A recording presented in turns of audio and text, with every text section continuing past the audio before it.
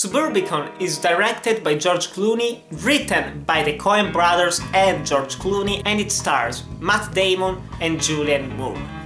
This movie was one of the most anticipated films from the festival, and it honestly was also one of the most disappointing in the long runs, just like with Mother, even though not as messy. This is a perfectly fine movie.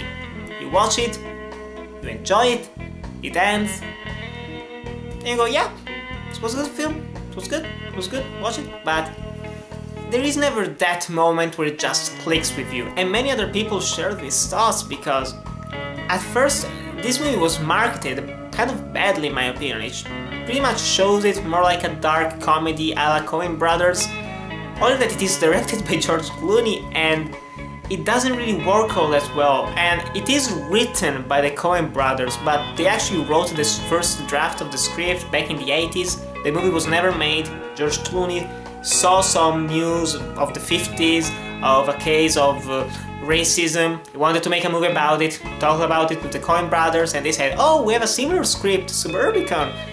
Clooney took it, he co-wrote it with another man, and then they made this film. So it isn't really a Coen Brother movie, but this movie is not a comedy. This movie is more of a drama thriller with a couple of funny moments, because this story is not about Matt Damon. The story is about the son of Matt Damon. It is set in the 50s in this Suburbicon, this neighborhood that is all perfect with all white people, only that one day a black family comes in the neighborhood to live. And everyone is just like, oh boy, this neighborhood is going to blow up because there are black people around. And it becomes all this fuss about it. And meanwhile, the son of Matt Damon befriends the son of this black family. They become friends, and Matt Damon's wife dies during a home invasion, during a robbery. So the sister of Matt Damon's wife, played by Julianne Moore, she comes to live at the house, and it is not really a murder mystery, but it is kind of a mystery thriller in some way, only that it isn't really all that focused in my opinion, because it wants to be the story about a town where everyone is hating this black family while white people are actually doing most of the damage, if not all of the bad things going around. But it's just, it goes on for too long. It is a 2-hour movie and it could have been trimmed down a lot. It has some very effective scenes. There is one scene with Oscar Isaac that is great, he's a wonderful actor. There are also other moments towards the end that are quite interesting, but as a whole product, it left me wanting more. Technically, it is great. It does feel like a movie straight out of the 60s, with how it is framed, with the music by Alexandre Desplat, with the cinematography, the art direction. It just feels like a 60s movie, and that is very good.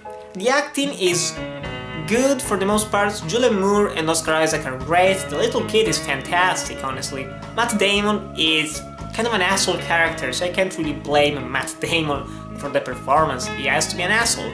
But yeah, it's just, once the movie finished, I said to myself, well, that was a damn good movie. An hour later, I thought about it again and I was like, it was good, it was okay. And the more I think about it, it's one of those movies that I want to rewatch once it comes out, because I don't know, something just doesn't quite fit right. It's not a great film, unfortunately, but it is very watchable, it is very fun. I cannot really blame neither George Clooney nor the Coen Brothers for this.